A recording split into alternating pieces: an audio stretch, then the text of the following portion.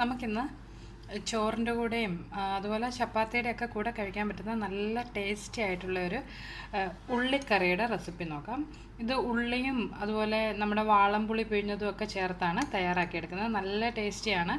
ഒത്തിരി കറിയൊന്നും ഇല്ലെങ്കിൽ കൂടി നമുക്ക് ചോറുണ്ണാൻ പറ്റും ഈ ഒരു കറി ഉണ്ടെങ്കിൽ. അപ്പോൾ ഇതെങ്ങനെയാണ് തയ്യാറാക്കുന്നത് നമുക്കൊന്ന് നോക്കാം. നമ്മുടെ ഇന്നത്തെ ഈ ഉള്ളിക്കറി ഉണ്ടാക്കുന്നതിന് വേണ്ടിയിട്ട് ഞാനിവിടെ അടുപ്പിൽ ഒരു ചട്ടി വെച്ച് അതിലൊരു 2 ടീസ്പൂണോളം വെളിച്ചെണ്ണ ഒഴിച്ചു കൊടുത്തിട്ടുണ്ട്. അതുപോലെ തന്നെ ഇവിടെ ഒരു ബൗളിൽ 1 കപ്പ് വെള്ളം എടുത്ത് അതിലേക്ക് ഒരു ചെറിയ നാരങ്ങയുടെ വലുപ്പത്തിൽ വാളംപുളി ഒന്ന് കുതിരാൻ വേണ്ടി ഇട്ടും കൊടുത്തിട്ടുണ്ട്. നമ്മുടെ എണ്ണ ഇപ്പോൾ ചൂടാകാൻ തുടങ്ങിയിട്ടുണ്ട്.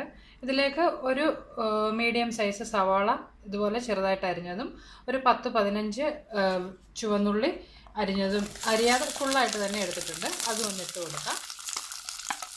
ഇത് നന്നായിട്ടൊന്ന് വഴറ്റിയെടുക്കണം. ഇതിലേക്ക് ഒരു 3 പച്ചമുളക് കൂടി ഞാനൊന്ന് ചേർത്ത് കൊടുക്കുകയാണ്. ഈ ഉള്ളി നന്നായിട്ടൊന്ന് സോഫ്റ്റായി കിട്ടുന്നത് വരെ ഒന്ന് വഴറ്റിയെടുക്കണം. ഇത് പെട്ടെന്ന് വഴന്ന് കിട്ടുന്നതിന് നമ്മുടെ ഇന്നത്തെ ഈ കറിക്ക് ആവശ്യമായിട്ടുള്ള ഉപ്പ് ഞാനിതിലേക്ക് ആദ്യം തന്നെ അങ്ങ് ചേർത്ത് കൊടുത്തിട്ടുണ്ട്.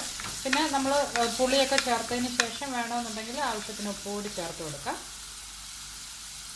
ഉള്ളി ഇപ്പോൾ കുറച്ചൊന്ന് സോഫ്റ്റ് ആയിട്ടുണ്ട്.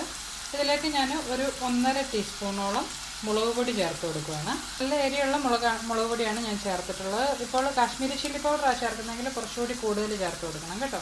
മുളക് പൊടി കൂടാതെ നമ്മളിതിലേക്ക് നല്ല എരിയുള്ള ഒരു 3 പച്ചമുളക് കൂടി ചേർത്തിട്ടുണ്ട്. ഇതിലേക്ക് ഒരു 1/2 ടീസ്പൂൺ മഞ്ഞൾപ്പൊടി കൂടി ചേർത്തിട്ടുണ്ട്. ഇത് നന്നായിട്ട് ഈ എണ്ണയിലൊന്ന് വഴറ്റിയെടുക്കണം. അടുപ്പിൽ തീ കുറച്ച് വേണം ചെയ്യാൻ കേട്ടോ. മുളക് പൊടി ഇല്ലെങ്കിൽ പെട്ടെന്ന് കരിഞ്ഞു പോകാൻ ചാൻസ് ഉണ്ട്.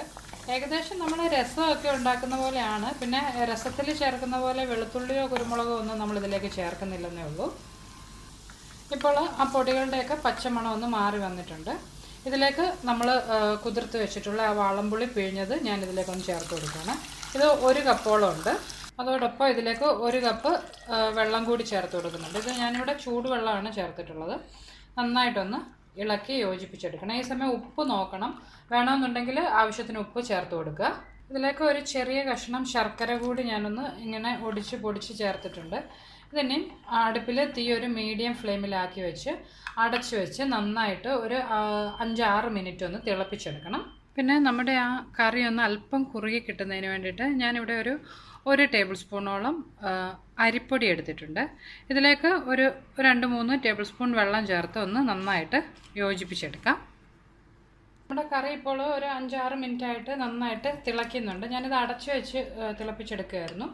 ഇതിലേക്ക് ഇപ്പോൾ നമ്മൾ ആ യോജിപ്പിച്ചെടുത്തിട്ടുള്ള അരിപ്പൊടിയും വെള്ളവും കൂടിയുള്ള ആ മിക്സ് ഇതിലേക്കൊന്ന് ഒഴിച്ചു കൊടുക്കാം. ഇതൊരല്പം ഒന്ന് കുറുകി കിട്ടുന്നതിനാണ്. നന്നായിട്ടൊന്ന് യോജിപ്പിച്ചതിന് ശേഷം ഒരു 2-3 മിനിറ്റ് കൂടി ഇതൊന്ന് അടച്ചു വെച്ച് നമുക്കൊന്ന് കുക്ക് ചെയ്യണം. മുമ്പ് ഇതിലേക്ക് ഒരല്പം മല്ലിയില കൂടി ഒന്ന് ചേർത്ത് കൊടുക്കുകയാണ്. ഒരു 1-2 ടേബിൾ സ്പൂണോളം മല്ലിയില ചെറുതായിട്ട് അരിഞ്ഞത് കൂടി ഇതിലേക്ക് ചേർത്തിട്ടുണ്ട്. പിന്നെ ഒരു 2-3 മിനിറ്റ് കൂടി നമുക്കൊന്ന് അടച്ചു വെച്ച് ഒന്ന് തിളപ്പിച്ചെടുക്കാം. ഇതിപ്പോൾ ആവശ്യത്തിന് തിളച്ച് നന്നായിട്ട് ആവശ്യത്തിന് ഒന്ന് കുറുകി വന്നിട്ടുണ്ട്. ഇതിനെ നമുക്ക് അടുപ്പിൽ നിന്ന് മാറ്റാം. അതിനുശേഷം ഇതിലേക്ക് താളിച്ച് ചേർക്കുന്നതിനുള്ളത് കൂടി ഒന്ന് തയ്യാറാക്കാം. അതിനായിട്ട് ഇവിടെ ഒരു പാൻ അടുപ്പത്ത് വെച്ച് അതിലൊരു അല്പം വെളിച്ചെണ്ണ ഒഴിച്ചു കൊടുത്തിട്ടുണ്ട്. ഏകദേശം ഒരു 2 ടീസ്പൂണിനടുത്തുണ്ട്. എണ്ണ ചൂടായി വരുമ്പോൾ അതിലേക്ക് ഒരു 1/2 ടീസ്പൂൺ കടുക് വന്നിട്ട് പൊട്ടിച്ചെടുക്കാം. കടുക് പൊട്ടി വരുമ്പോൾ അതിലേക്ക് ഒരു 1/4 ടീസ്പൂൺ ഉലുവ ഒന്ന് ചേർത്ത് കൊടുക്കാം. അതോടൊപ്പം ഒരു 1/4 ടീസ്പൂണോളം നല്ല ജീരകം കൂടി ചേർത്തിട്ടുണ്ട്. ഇതിലേക്ക് ഒരു 2 ചുവന്ന മുളകും കുറച്ച് കറിവേപ്പിലയും ചേർത്ത് കൊടുക്കാം. ഇതിപ്പോൾ തയ്യാറായിട്ടുണ്ട്. ഇതിനെ നമ്മുടെ കറിയിലേക്കൊന്ന് ഒഴിച്ചു കൊടുക്കാം. കടുക് വറുത്തത് നമുക്കിതിലേക്കൊന്ന് ചേർത്ത് കൊടുക്കാം. അങ്ങനെ നമ്മുടെ നല്ല ടേസ്റ്റി ആയിട്ടുള്ള ഉള്ളിക്കറി ഇവിടെ തയ്യാറായിട്ടുണ്ട്. ഇത് ചോറിൻ്റെ കൂട്ടത്തിലും അതുപോലെ അപ്പത്തിൻ്റെയൊക്കെ കൂട്ടത്തിൽ കഴിക്കാൻ നല്ലതാണ്. ട്രൈ ചെയ്ത് നോക്കുക. തീർച്ചയായിട്ടും ഇഷ്ടപ്പെടും. അപ്പോൾ നമുക്ക് മറ്റൊരു റെസിപ്പിയുമായിട്ട് വീണ്ടും കാണാം. ബൈ.